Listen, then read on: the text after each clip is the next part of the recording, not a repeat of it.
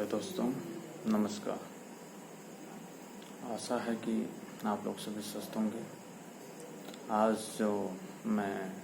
Video बनाने जा रहा हूँ, आप लोगों को ऑलरेडी मैं बता चुका हूँ कि जो मेरा नेक्स्ट कंटेंट रहेगा वो मेरा रहेगा कि मोस्ट कॉमन रीजंस होते हैं कि अपना एम्प्लॉयज़ होते हैं जो वो अपने जॉब को क्यों क्वाइट करते हैं या जॉब को क्यों छोड़ते हैं, किसी भी कंपनी से, किसी भी ऑर्गेनाइजेशन से क्यों वो लेफ्ट करते हैं। लाइक दैट आपका स्कूलिंग हो सकता है, आपका प्राइवेट कंपनी हो सकता है, या कोई भी अदर फैक्टर्स रिलेटेड जो भी है आपका रिलेटेड, मतलब कोई भी कंपनी हो, मतलब जहाँ भी कोई भी मतलब श्रमिक काम करता है या पेशे से कोई इंजीनियर है, डॉक्टर है या टीचर्स है या तो जो मेरा पहला जो एक बिंदु है वो है लैक ऑफ ट्रस्ट एंड एंटोनॉमी। इसका हिंदी मीनिंग मैं कहना चाहूँगा कि विश्वास और स्वतंत्रता, आश्वासन की कमी। मतलब कि जब भी कोई कंपनी किसी एम्प्लॉय को हायर करती है तो उस पर विश्वास नहीं रहता है कंपनी वालों का, या फिर विश्वास नहीं रख पाते उस पर। तो इसका भी बहुत बड़ा महत्व होता है किसी कंपनी या किसी ऑर्गेनाइजेशन के लिए कि वो उस पर विश्वास रखें अगर उन्होंने उसको हायर किया है, और उसकी क्वालिटी और योग्यता को देख के अगर उसको उन्होंने हायर किया तो उस पर विश्वास करना बनता है और करना चाहिए। तभी शायद वो अपने आप को निखार सकते हैं और अपने आप को वहाँ अच्छे से अपना योगदान दे सकता है। तो वो भी किसी भी ऑर्गेनाइजेशन के लिए बहुत ज़रूरी है कि वो जब भी अगर उसको ले एम्प्लॉयज से कुछ चाहिए तो उस पर विश्वास रखना भी बहुत ज़रूरी बनता है, तभी वो आप उनसे कुछ हासिल कर सकते हैं। जो दूसरा था मेरा बिंदु था नॉट बीइंग अप्रिशिएटेड और रिकॉग्नाइज्ड। मतलब इसका मीनिंग ये हो गया कि जब हम किसी भी एम्प्लॉय को रखते हैं या भी कोई भी हम लोग खुद हों किसी एम्प्लॉय में ऑर्गेनाइजेशन में काम करते हैं, तो हमको हमारे काम के लिए या जो हमारे वर्कर हैं उनके काम के लिए हम उनको सहार रहे हैं या नहीं। सहारा मतलब उनका अप्रिशिएट करना उनके काम के प्रति कि नहीं आपने गुड किया, उनको एक तरफ से सराहना करना या उनके लिए धन्यवाद बोलना है, उनके काम के लिए उनको थैंक्स कहना है, या फिर उनका काम के लिए उनको एक तरफ से सपोर्ट करना कि नहीं भैया आप अच्छा कर रहे हो। तो एक तरफ से पॉजिटिव थॉट्स और वाइब्स क्रिएट करते हैं बंदों के लिए, और बंदा थोड़ा मोटिव होता है अपने काम के लिए और ज़्यादा पॉजिटिव एनर्जी के साथ और अच्छा सा योगदान देता है। तीसरा जो मेरा बिंदु है वो है लैक ऑफ रिस्पेक्ट। कहीं बहुत सारी ऑर्गेनाइजेशन में ये होता है कि काम तो है, एम्प्लॉय भी अच्छा कर रहा है, लेकिन उसको वहाँ रिस्पेक्ट नहीं मिल पा रहा है। रीज़न कुछ भी हो सकता है, मैंने अभी रीजनेबल में ज़्यादा नहीं जाऊँगा, लेकिन मेन बिंदु पे रखूँगा कि उसके काम के प्रति उसको बराबर नहीं मिला। हो सकता है कि आपके बॉस से, हो सकता है आपके कोवर्कर हैं जो आपसे छोटे हैं, ये चीज़ होती है। तो मतलब उसको रिस्पेक्ट नहीं मिल रहा है, वो रीज़न रहते हैं किसी वजह से कि हो सकता है। तो वो चीज़ों का भी बहुत ज़रूरी है किसी भी ऑर्गेनाइजेशन में, किसी भी कंपनी में या फिर किसी भी संस्था में, कि किसी भी एम्प्लॉयज़ को, चाहे वो आपसे छोटा है, चाहे आपसे बड़ा है, चाहे आप खुद सेल्फ,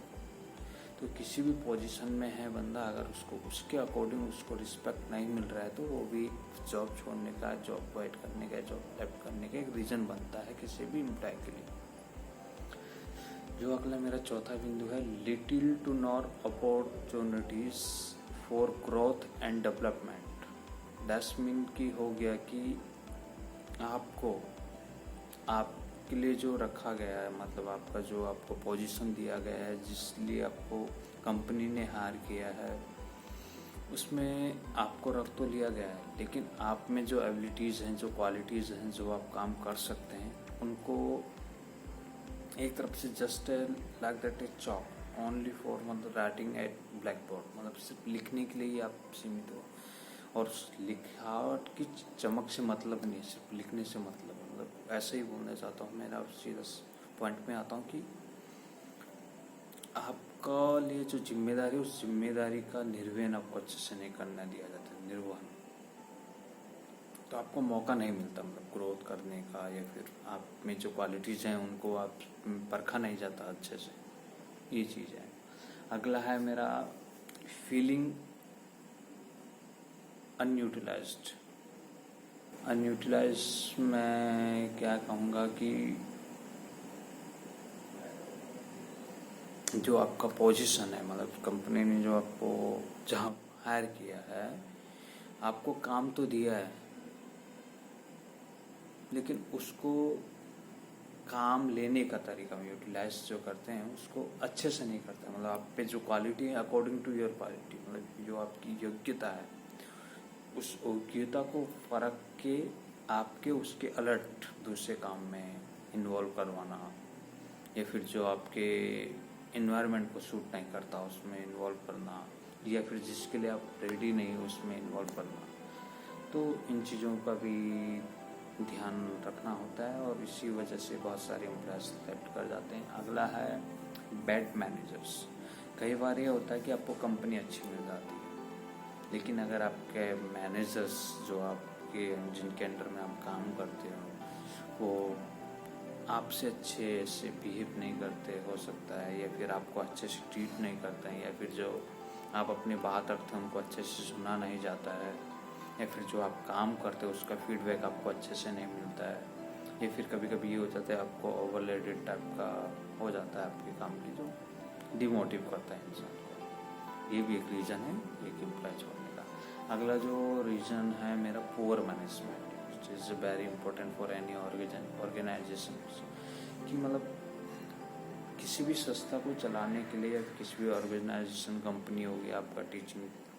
लाइन हो गया, बहुत सारे हैं, मतलब जो भी फैक्ट्रियाँ वगैरह हो गई, इंडस्ट्री हो गई आपका, ऐसे भी कोई भी ऑर्गेनाइजेशन जो है उनमें मैनेजमेंट का बहुत बड़ा योगदान होता है, रोल होता है। बहुत सारी जो एम्प्लॉयज़ होती हैं मैनेजमेंट से ही या तो कॉम्प्रोमाइज़ वहाँ नहीं कर पाते हैं, सबका अपना एक दायरा होता है, एक इन्वायरमेंट होता है ढलने का, या फिर उनके अकॉर्डिंग जिनके वो पिछले कंपनी का एक्सपीरियंस वाले होते हैं उस हिसाब से, या फिर कुछ ऐसे एरिया से या फिर ऐसे जगह से होके आते हैं जहाँ उनको फैसिलिटी से, उनका वर्क प्लेस से लेकर उनका वर्किंग कैपेबिलिटीज़ का एक छूट दिया जाता है उनको करने के लिए, उस तरह का नहीं मिल पाता, या फिर जो उनको सुविधाएं मिलनी चाहिए उनके अकॉर्डिंग, उनके एबिलिटी के अकॉर्डिंग, वो नहीं मिल पाने की वजह से आपका हो सकता है कि आपका बैठने का जगह हो सकता है, बात करने का कम्युनिकेशन हो गया, आपका बिहेवियर हो गया, काम करने का एनवायरनमेंट हो गया, आपका जो उनको चाहिए हो वो सपोर्ट नहीं मिल पाने की वजह से, तो मैनेजमेंट में आता है, उसको बोला जाता है पुअर मैनेजमेंट। तो उस वजह से वो आपका सब आ जाता है उसमें, मैनेजमेंट में आपका सैलरी से लेकर आपका वर्क प्लेस से लेकर आपका वर्क के फीडबैक से लेकर सब आ जाता है, उसको बोलते हैं पुअर मैनेजमेंट। अगला आ जाता है पुअर कम्युनिकेशंस। पुअर कम्युनिकेशंस का मतलब हो गया कि आप उनसे कुछ बात कर रहे हैं, उसका प्रॉपर आपसे जवाब नहीं मिल रहा है, या फिर आप जो बात रख रहे हैं उसका जवाब मैनेजर या एचआरस हो गया, कंपनी के जो भी मेन रिस्पॉन्सिबल पर्सन्स हो गए, उनसे आपको फीडबैक बराबर नहीं मिल रहा है। इसका भी एक रीज़न है, कई एम्प्लॉयज इससे भी मूव कर देते हैं, कंपनी को लेफ्ट कर जाते हैं, छोड़ के चले जाते हैं। अगला जो मेरा पॉइंट है feeling over stress and overloaded या ओवर वर्केड। बहुत सारी कंपनियां होती हैं, आपको फैसिलिटी भी देती हैं, आपकी बात भी सुनती हैं, आपकी इन्वायरमेंट इस तरह से देते हैं, लेकिन आपका जो काम का एक लिमिटेशन है, आपका काम करने का जो तरीका है उसको थोड़ा ओवरलोडेड कर देते हैं कि आपका कैपेसिटी एक पेज पढ़ने का, एग्जांपल दे रहा हूँ, पेज पढ़ने का, लेकिन आपको 10 पेज पढ़ाए जा रहे हैं, जबकि वो आपको लगता है कि नहीं वो काम का नहीं है, लेकिन आपको 10 पेज करने के लाइक दैट इज जस्ट एक रीडिंग की, उसके हिसाब से बोल रहा हूँ कि आपका पढ़ने का मन सिर्फ एक पेज का है, लेकिन आपको दूसरा पेज ज़बरदस्ती पढ़ाया जा रहा है। वैसे ही कम वर्क प्लेस में भी होता है कि आपका जितना लिमिटेशन है या फिर आपकी जितनी क्वालिटी है कि आप इतना ही कर सकते हो, उससे ज़्यादा करना तो वो स्ट्रेस का कारण भी बन जाती है। और टाइमिंग का कि आपको सिर्फ 8 घंटा करना है, लेकिन आपसे 12 घंटा 16 घंटा ज़्यादा करवाना काम, आपको खाने का टाइम नहीं मिल रहा, आपको ब्रेक नहीं मिल रहा है काम करने के दौरान, वो भी एक रीज़न होता है। अगला हो गया लैक ऑफ सपोर्ट, मतलब आप काम कर रहे हो, आप पे कुछ चीज़ों की ज़रूरत है। लाइक दैट, अगर मैं असाइनमेंट मुझे मिला है, मुझे लैपटॉप की ज़रूरत है, आपको लैपटॉप नहीं मिला, तो हो गया सपोर्ट। आपको किसी मैनेजर की हेल्प की ज़रूरत है, राइटिंग और प्रोजेक्ट से रिलेटेड मैनेजर आपको बराबर सपोर्ट नहीं कर रहा, आपको ज़रूरत है। या फिर आपको कोवर्कर की ज़रूरत है, आपको कोवर्कर्स नहीं मिल रहा है, तो सपोर्टिंग की ज़रूरत है। अकेला इंसान नहीं कर पाता है कुछ, तो ये भी ज़रूरी है। तो इसको बोलते हैं लैक ऑफ कमी, मतलब सपोर्ट की कमी, मतलब अकॉर्डिंग टू देयर कि अगर उसको जो चीज़ चाहिए वो बराबर नहीं मिल रहा है। अगला जो मेरा पॉइंट है, जो बिंदु है, वो है work life balance. Work life balance का मेरे बोलने का मतलब है कि अपने काम, वर्क लाइफ बैलेंस मतलब काम को अपने लाइफ में, मतलब कि हर बार दिमाग में काम ही काम छाया जा रहा है, उसको स्ट्रेस फील हो रहा है। या फिर कभी ऐसे बहुत सारे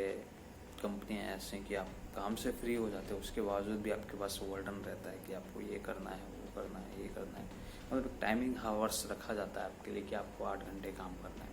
लेकिन 8 घंटे के बाद भी आपसे सवाल जवाब किया जाता है, तो उसको बोलते हैं वर्क लाइफ बैलेंस। मतलब कि उसको बराबर बैलेंस नहीं करते, कि मतलब लिमिटेशन होती है वर्क पीरियड का, टाइम का, उसको बराबर बरकरार नहीं रखते हैं। इसका भी एक रीज़न है। अगला हो सकता है uninspiring and unhealthy work environment और कंपनी कल्चर्स। इसका एक मैं रीज़न बताता हूँ कि बहुत सारी कंपनियाँ ऐसे होती हैं कि वहाँ का जो कल्चर है काम करने का, वो सही नहीं होता है। मतलब वो अंडर मैनेजमेंट के अंदर आता है वो चीज़ें, और अपना ही नहीं, मतलब दूसरे जगह, ऐसे जगह जहाँ पे मतलब आप अच्छी सी फैसिलिटी वाली जगह काम करके आए, आपको या फिर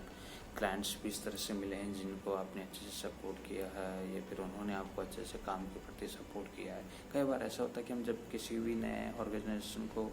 ज्वाइन करते हैं, तो वहाँ हमको या तो हमारे जो मैनेजर्स हैं उनका सपोर्ट अच्छे से नहीं मिल पाता, या फिर जो हमारे कोवर्कर्स हैं उनका सपोर्ट सपोर्टिंग अच्छे से नहीं मिलता है। फिर जब हम क्लाइंट को फेस करते हैं तो उस तरह से नेगोशिएशंस या फिर कम्युनिकेशन का वहाँ बहुत बड़ा महत्व रहता है, वो उस तरह से हमको फीडबैक अच्छा नहीं मिल रहा है। तो वो अंडर कल्चर में आता है कि मतलब आप काम करने का सलीका, तरीका अकॉर्डिंग टू योर, जो आपका एक्सपीरियंस है उसके अकॉर्डिंग नहीं होता है, या फिर जो एक्सपेक्टेशन आपका रहता है कि कंपनी से कि नहीं मुझे इस तरह से चाहिए, ऐसा करना है, जो आपकी क्वालिटीज़ हैं आप वहाँ पे रखते हैं, लेकिन वो कल्चर आपको समझ में नहीं आ रही है। होता है, वो रहता है, लेकिन उसका भी एक रीज़न रहता है कि नहीं मुझे वहाँ का कल्चर नहीं। इन्वायरमेंट रहता है कि आपको इन्वायरमेंट सूट नहीं कर रहा है, या वर्क ऑफ वे होता है कि नहीं आपको ऐसे ऐसे करना है, तो कईयों को वो समझ में नहीं आ पाती है, फिर कहीं से फीडबैक अच्छा, उसका भी एक रीज़न है। अगला है अगला रीज़न है कि सीइंग गुड एम्प्लॉयज लीव। मतलब कई बार ऐसा होता है कि कंपनी में कि हम काम कर रहे होते हैं, लेकिन जब हमको उसका अच्छा एनवायरनमेंट नहीं मिलता तो फिर हम उसी टाइम मतलब सर्च करते हैं कुछ अच्छा सा और बेटर कंपनी को या ऑर्गेनाइजेशन को सर्च करते हैं। तो उसका भी एक रीज़न कि कई बार अच्छा सा कंपनी उससे बेटर मिल जाता है, फिर हमारा जो हमको चाहिए होती है वो हमको अच्छा सा ऑफर होता है, तो फिर उस वजह से लीड करते हैं। अगला है डिसकनेक्टेड विद एम्प्लॉयज वैल्यू। ये बहुत इम्पोर्टेंट है, मतलब कि जब कोई भी एम्प्लॉयज़ आपके ऑर्गेनाइजेशन में काम कर रहा है या हमारे ऑर्गेनाइजेशन के, हम उसको उसके थिंग्स को, उसके वैल्यू को हम पहचानें, वो भी बहुत ज़्यादा इम्पोर्टेंट है कि इस बंदे का ये एबिलिटीज़ हैं, उसको उसके अकॉर्डिंग उसको वैल्यू देना, वो भी बहुत ज़्यादा इम्पोर्टेंट है कि मैं एक अच्छे से काम करूँ। तो मुझे नॉर्मल सी बात है कि बॉस से फीडबैक मिले, एक अच्छे सा थैंक्स मिले, ऐसा कुछ रहता है, तो वो भी बहुत ज़रूरी है कि मेरे काम के अकॉर्डिंग मुझे सहारा जाए, लाइक दैट बहुत फीचर्स होते हैं। आपके सैलरी से हो सकता है, आपका पोजीशन से हो सकता है, आपका ईयरली बोनस से रिलेटेड होता है, आपका प्रमोशंस वगैरह होते हैं, जो भी है बहुत सारे चीज़ें आती हैं इसके इस दायरे में। अगला है disconnected with promise, like that कई टाइम्स ऐसे होते हैं, मैनेजर्स होते हैं, कंपनीज होते हैं, आपके एचआर्स जो पर्सनस होते हैं वो आपसे कम्युनिकेट मतलब प्रॉमिस करते हैं कि अगर हमारी कंपनी इतना ग्रोथ करेगी या फिर इतना ये काम हम टारगेट रखते हैं उसको हम कंप्लीट करते हैं, और तो आपको ये चीज़ दिया जाएगा, या आपको ये प्रमोशन मिलेगा या बोनस मिलेगा, या फिर आपका साल भर में अच्छे से वीकेंड में आपको ये चीज़ दिया जाएगा, घूमने के लिए मिलेगा, या फिर आपको बाहर डिनर के लिए ऑफर किया जाता है, फिर कहीं बहुत सारी चीज़ें होती हैं। अलग अलग कंपनी अपने अपने तरीके से प्रॉमिस करते हैं सभी एम्प्लॉयज़ से, अपने जो भी उनके कोवर्कर्स होते हैं उनसे प्रॉमिस करते हैं, लेकिन जब उनका टारगेट कंप्लीट होता है, उनका वर्क कंप्लीट हो, उस टाइम से मुकर जाते हैं, या फिर ऐसे बोल देते हैं कि नहीं हमने ये अच्छे से नहीं कर पाए, या फिर आप लोग अच्छे से नहीं कर पाए तो हम नहीं दे पाएंगे। वो भी एक रीज़न होता है कि बहुत सारे लोग बोलते हैं कि नहीं ये प्रॉमिस करता है लेकिन करता नहीं है। बोला जाता है वैल्यू मतलब कि आपकी सैलरी से A to Z आता है कि बोला जाता है, लेकिन जब टाइम आता है, जब वो पीरियड ख़त्म होने को आ जाता है आपके सामने, तो उस टाइम भी ये रीज़न रहता है। अगला है पर्सनल लाइफ, मतलब काम के दौरान काम का टाइमिंग से लेकर पर्सनल लाइफ भी इफेक्ट होती है, तो वो भी एक रीज़न होता है कि बहुत सारे एम्प्लॉयज़ कंपनी को लेफ्ट करने के लिए बारे में सोचते हैं, और फैमिलीज इशू रहते हैं, या फिर ट्रैवलिंग का रहता है, तो पर्सनल इश्यूज में आते हैं, तो ये भी एक रीज़न रहता है। ये भी इन्वायरमेंट उनको पसंद नहीं आता, लोकेशन होता है, वेदर का रहता है, इफेक्ट रहता है, उनका फैमिलीज रीज़न लाइक दैट कि कोई मेडिकल वाला है उसको मेडिकल फैसिलिटी जो नहीं मिल रहा है, कोई मार्केटिंग का फैसिलिटी नहीं मिलता है, उसका जो लिविंग उसका एकोमोडेशन से रिलेटेड इश्यूज रहते हैं, तो वो भी एक रीज़न रहता है। तो मेरा आज जो वीडियो बनाने का मकसद था यही था कि जो भी अभी नया लोग हैं या जो मेरे जैसे बहुत सारे एम्प्लॉयज़ हैं कंपनी में, तो ऑर्गेनाइजेशन को मैं ये किसी भी संस्था को या फिर जो मेरे से एल्डर्स हैं बड़े हैं उन लोगों को मैं यही कहना चाहता हूँ कि कंपनियों में इन चीज़ों को हर चीज़ तो पूरा नहीं कर सकते, लेकिन थोड़ी थोड़ी कमियाँ सब जगह रहती हैं कि मैनेजिंग का पावर जहाँ जिसका जितना काम करता है आपका एम्प्लॉयज़ है कंपनी, जिसको जो हक बनता है उसको आपको देना चाहिए, और कोई अच्छा करता है तो उसको अप्रिशिएट जरूर करना नहीं भूलना चाहिए। कई बार पैसे इतना इम्पोर्टेंस नहीं रखता है जितना आपकी रिस्पेक्ट वैल्यू रखते हैं। कई बार रिस्पेक्ट के साथ साथ आपको पैसे उनका सैलरी का इंक्रीमेंट इंसेंटिव होता है, बोनस होता है, कोई भी अदर स्ट्रेस उनका वर्क इन्वायरमेंट पे डिपेंड करता है। उनको फ्रीडम होनी चाहिए कि आप ये चूज़ कर सकते हो, नहीं आप ये कर सकते हो। कोई भी वो आपके साथ आइडियाज शेयर करते हैं तो उनको अप्रिशिएट करने, हाँ यू विल डू, या फिर आप कर सकते हो, ऐसा कुछ रहना चाहिए फैसिलिटी। तो अभी भी जो मैं ये कहना चाहता हूँ हमारे जो नए नौजवान अभी भावी भारत के नए विधा बनाने वाले नए देश के भावी स्टूडेंट्स हैं जो अभी साथ के मेरे लोग हैं, तो मैं उनको ये चाहूँगा कि किसी भी मैनेजमेंट में आपका योगदान बहुत इम्पोर्टेंस रखता है, चाहे आप किसी भी पद पे हो, चाहे आप एक वर्कर हो, चाहे आप किसी कंपनी में एक मैनेजर्स हो, चाहे आप एक नॉर्मल इंजीनियर हो, डॉक्टर हो, टीचर हो, तो आप लोगों का दायित्व बन जाता है ये स्वयं मैं ऑर्गेनाइजेशन के जो मेन MD हो गया, जो भी लोग हैं ऑनर्स हो गए, तो आप लोगों को अपने वर्कर्स के प्रति, अपने एम्प्लॉयज़ के प्रति, और एक मैनेजर का अपने कोवर्कर्स और कलीग्स के प्रति जो दायित्व बनता है उनके काम के प्रति, उनका अप्रिसिएशन की, उनकी सैलरी नेगोशिएशंस, उनके पर्सनल इश्यूज जो भी हैं उन पे भी काम करना चाहिए। मतलब अगर आप उन पे ध्यान दोगे तो मेरे ख्याल से तो अपनी जगह लेके बोलता हूँ कि आपको अच्छा फीडबैक मिलना और कंपनी का ग्रोथ होना लाजमी है और बनेगा और करेगा अगर आप ये चीज़ों का ध्यान रखेंगे। और अभी जो भी नया ऑर्गेनाइजेशन शुरू हो रहे हैं इस टाइम पे, बहुत सारे ऐसे कंपनियां डेवलप हो रही हैं, बहुत सारे ऐसे लोग अपने क्रिएटिव माइंड में लेके चल रहे हैं कि हम सेल्फ वो करना चाहते हैं, लोगों को रोज़गार देने के लिए काम कर रहे हैं या लोगों को नौकरियों से जोड़ना चाहते हैं। तो मैं उन लोगों से ये रिक्वेस्ट करता हूँ कि management is important for any organisations, चाहे वो आपका वर्कर्स के लिए हो, चाहे आपके एम्प्लॉयज़ के लिए हो, चाहे आपके मैनेजर्स के लिए हो, चाहे खुद एक ओनर क्यों ना हो। कि कोई भी कंपनियां अच्छे से ग्रोथ करने का यही एक रीजन्स होता है, अगर आप अच्छे से उनको रिप्रेजेंट करने का मौका दो और उनके काम को सहारोगे आप लोग या सराहना करोगे तो नॉर्मल सी बात है, आपको अच्छा सा मिलेगा। और जो भी प्रॉमिस आप लोग अपने एम्प्लॉयज़ से वर्कर से करते हो या मैनेजर जो अपने ऑर्गेनाइजेशन से करता है तो उसका उतना ही ध्यान रखना चाहिए जैसे कि आप कंपनी की ग्रोथ के लिए सोचते हो, क्योंकि उनके ही आपका ग्रोथ का जो मेन रीज़न है वो है, तो उनको आपका ध्यान देना चाहिए। और जो भी आप वर्कर्स हैं या एम्प्लॉयज़ हैं, आप लोगों की रिस्पॉन्सिबिलिटी बनती है, जब आप कोई टारगेट रखा जाता है तो आप भी उसको एक बाय हॉनेस्टली उसको अच्छे से निभाने की कोशिश करेंगे। तो किसी भी कंपनी में फिर आई थिंक ये एम्प्लॉय सोचेगा भी नहीं कि मैं कंपनी को छोड़ना चाहूँगा या छोड़ूंगा, कोई भी नहीं चाहता, नॉर्मली बात है। लेकिन जब कुछ रीजंस आते हैं, किसी वजह से ये होता है, तो उससे क्या होगा, कम होगा जो जुड़ा रहेगा। फिर नया एम्प्लॉय जुड़ता है, फिर थोड़ा टाइम लगता है, तो ऐसे में थोड़ा ग्रोथ का जो ग्राफ है वो ऊपर जाने की वजह थोड़ा सा डाउन होता है। जो हो सकता है कि 5% ऊपर जाना है वो 2.5% पर रुक जाए, फिर नया आता है फिर 2.5% वो थोड़ा आगे जाना लगता है। तो ध्यान रखना चाहिए किसी भी ऑर्गेनाइजेशन को अपने एम्प्लॉयज़ के प्रति ध्यान रखना चाहिए। मेरा आज का यही मेन मकसद था और आप लोगों से इसी चीज़ों से अवगत कराना चाहता था, और जो मेरे एक्सपीरियंस थे उनसे आप लोगों से अवगत कराना था और शेयर करना चाहता था कि ये चीज़ें होनी चाहिए। तो फिर किसी एम्प्लॉयज़ को भी किसी भी ऑर्गेनाइजेशन को छोड़ने का कोई रीज़न नहीं बचेगा।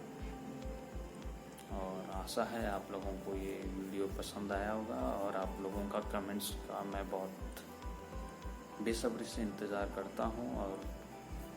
कृपया आप लोग कमेंट्स में अपनी बात कैसी लगी, जो मेरी में खामियाँ हैं, उन पे अपनी बात आप बेफिक्र और बेवजह से रख सकते हैं।